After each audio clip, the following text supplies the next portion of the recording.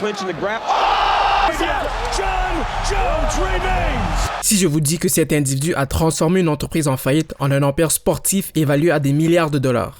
Et en cours de route, il aurait possiblement orchestré l'un des meilleurs investissements de l'histoire de l'humanité, transformant 2 millions de dollars en 4 milliards. Grâce à l'Ultimate Fighting Championship, les arts martiaux mixtes, un sport de combat brutal, est devenu un phénomène culturel mondial. Cependant, l'UFC n'aurait jamais pu atteindre de telles hauteurs sans les efforts d'un champion. Et non, je ne parle pas de Georges Saint-Pierre, ni John Jones, ni même Conor McGregor. Le champion le plus important de l'UFC sera toujours Dana White. Dana White. Le visionnaire qui a transformé un sport de combat niche en un géant culturel. Et sans plus tarder, voici l'histoire de Dana White. Lors des années 1970, les arts martiaux mixtes n'étaient tout simplement pas une attraction dans les pays occidentaux.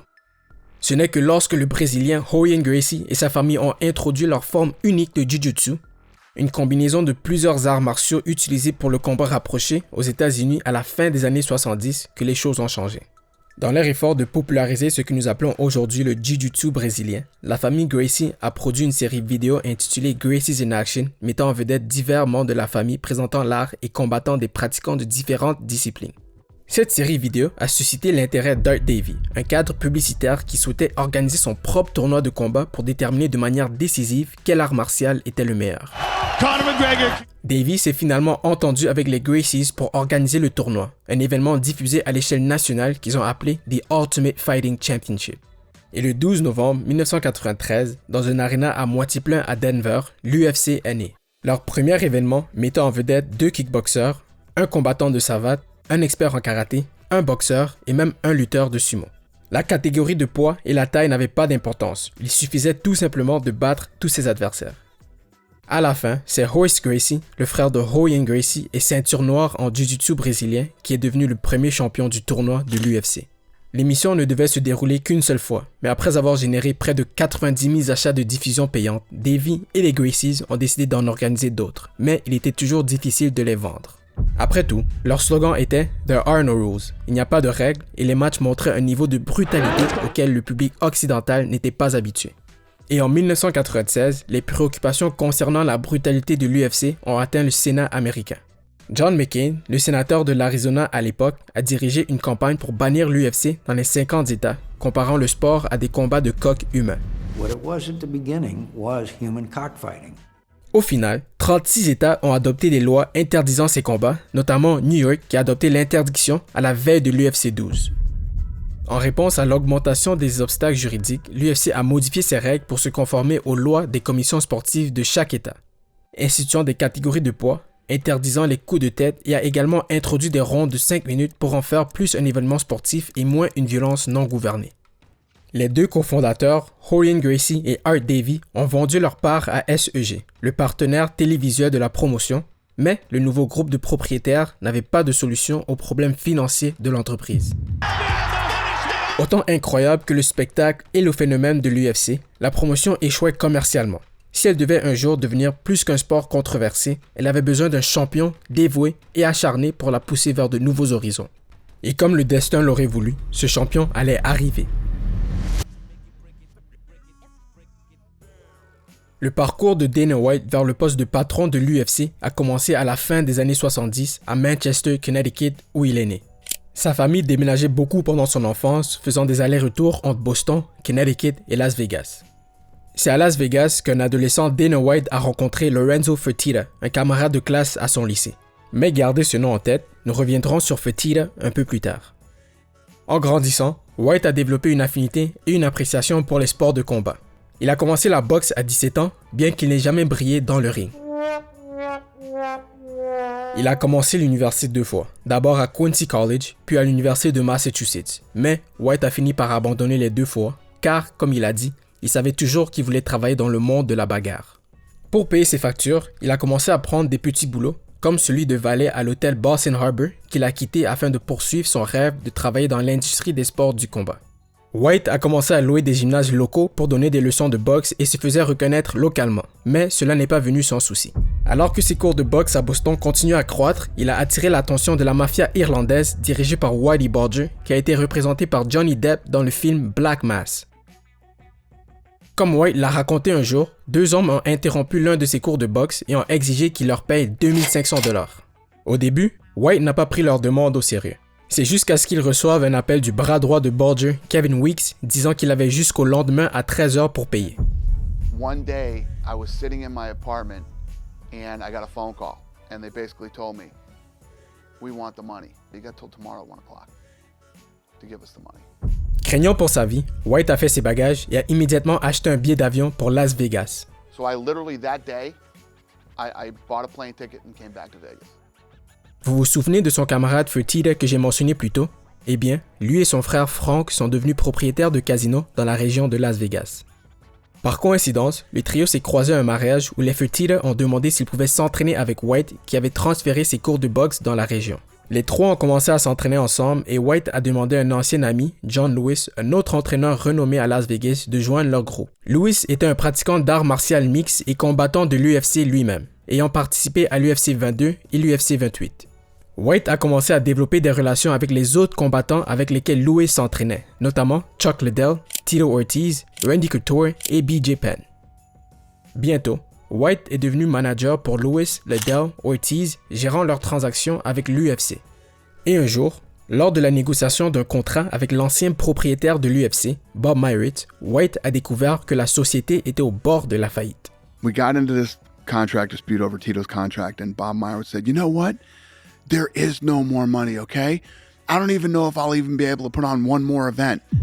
White a vu cela comme une opportunité et a approché les frères Fertitta pour voir s'ils étaient intéressés à l'acheter. Ils ont sauté sur l'occasion, offrant 2 millions de dollars pour acheter l'UFC en janvier 2021. Myritz a accepté l'offre. Les frères Fertitta ont maintenu 90% de l'entreprise, laissant White avec une équité de 10% et le titre de président. Toutefois, ils avaient le pain sur la planche. Après tout, ils venaient d'acheter une entreprise sur le bord de la faillite qui avait cédé toutes ses actions pour éviter de tomber dans le trou. Essentiellement, tout ce que les frères Fertitta et White avaient acquis étaient les 3 lettres de l'UFC, dont la marque n'était même pas si forte à l'époque, un vieil octogone en bois et pas plus de 13 contrats. Bob Myritz, pour maintenir l'entreprise en vie, avait tout vendu. Il avait vendu les droits du jeu vidéo, les droits de DVD, les droits de marchandises et toute l'ancienne bibliothèque était détenue par Lionsgate. À l'insu du monde, White et les frères Fertitta étaient sur le point de donner naissance à un empire sportif.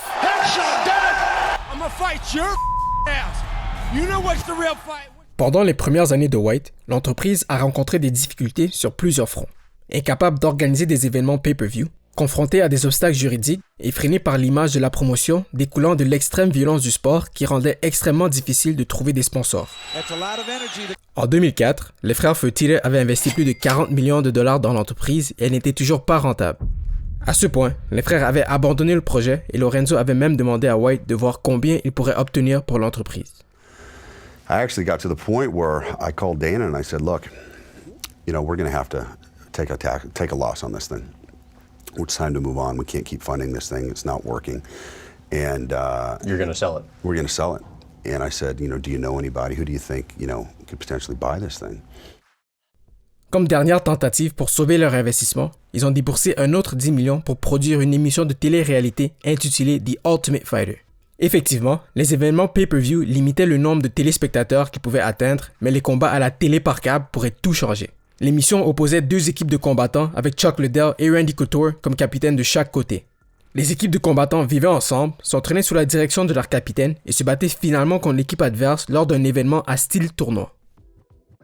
Le vainqueur recevrait un contrat à 6 chiffres avec l'UFC. Il s'agissait d'une émission divertissante, mais il était toujours difficile à la vendre au réseau. Finalement, Spike TV, une chaîne qui s'adressait spécifiquement à un public de jeunes hommes, a accepté de la diffuser. Et l'émission est devenue un succès instantané avec plus d'1 million de téléspectateurs pour son premier épisode. La première saison s'est conclue avec le tout premier combat de l'UFC sur les réseaux câblés entre Forrest Griffin et Stephan Bonner. Plusieurs considèrent encore ce combat comme l'un des meilleurs combats de la promotion. C'est aussi le combat qui a sauvé l'UFC. Immédiatement après le combat, Spike TV et l'UFC ont renouvelé le contrat pour une 2e saison, acceptant les termes sur un bout de papier, et plus d'une décennie plus tard, The Ultimate Fighter n'a toujours pas été annulé.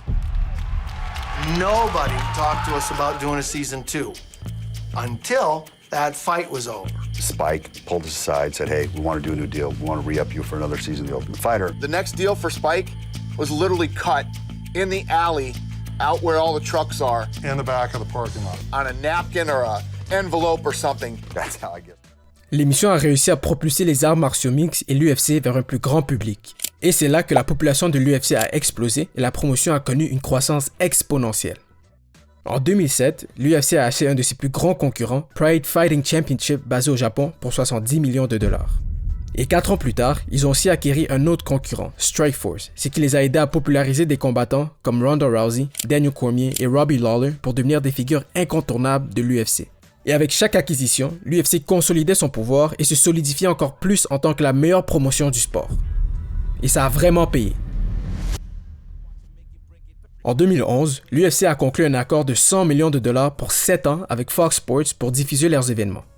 Depuis, le sport est devenu un phénomène mondial avec des combats organisés dans plusieurs pays à travers le monde, notamment en Chine, au Brésil, en Australie, aux Émirats arabes unis et dans plus de 25 autres pays en dehors des États-Unis.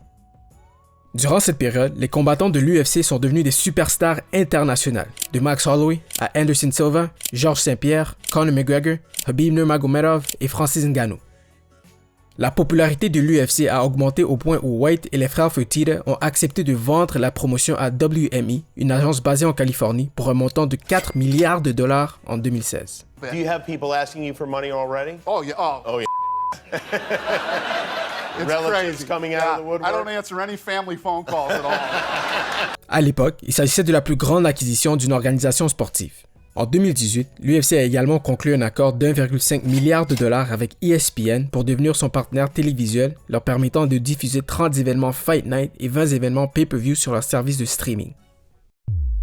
Bien que certains puissent ne pas être d'accord avec le choix de White concernant la rémunération de ses athlètes ou sa décision de continuer à organiser des événements pay-per-view pendant la pandémie, il s'agit de cette ténacité qui l'a aidé à devenir la figure la plus reconnaissable du sport pendant plus de 20 ans.